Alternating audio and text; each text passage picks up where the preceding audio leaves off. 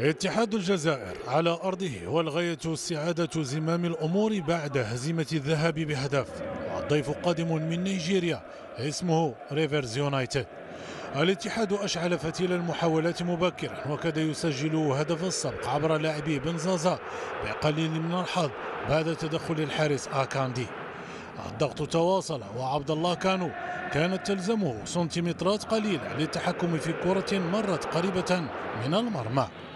الفريق النيجيري كان له ظهور بسيط بتسديدة لم تشكل خطورة على الحارس بنبوت.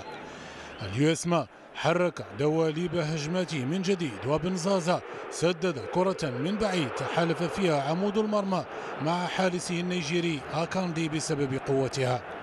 المد الجزائري تواصل على الشباك النيجيرية وآكاندي قدم أوراق اعتماده كأحد أفضل الحراس في البطولة بعد تدخله الناجح على مرتين. الضغط تواصل ومعه البحث عن الهدف المنشود حتى استطاع عبد الله كانو من إكمال كرة إلى الشباك بطريقة رائعة معيدا الاتحاد في المنافسة. المدرجات بعد الهدف أنيرت جنباتها باللونين الأسود والأحمر كسند لمن هم على أرض الميدان.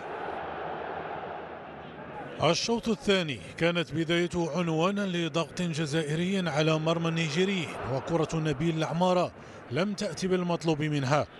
عارضة المرمى ساندت أصحاب الضيافة وصانت العهد مع الحارس أسامة بنبوط بعد رأسية من البديل أندي أوكبي، وكأن العارضة جعلت الاتحاد يشعر بالخطر. اليوسما ضغط على صندوق جزاء الفريق النيجيري معلنا عن الهدف الثاني عبر المتألق عبد الله كانو. اتحاد الجزائر بشق الأنفس ينجح في مسعاه خاطفا بطاقة العبور إلى المربع الذهبي لكأس الاتحاد الإفريقي.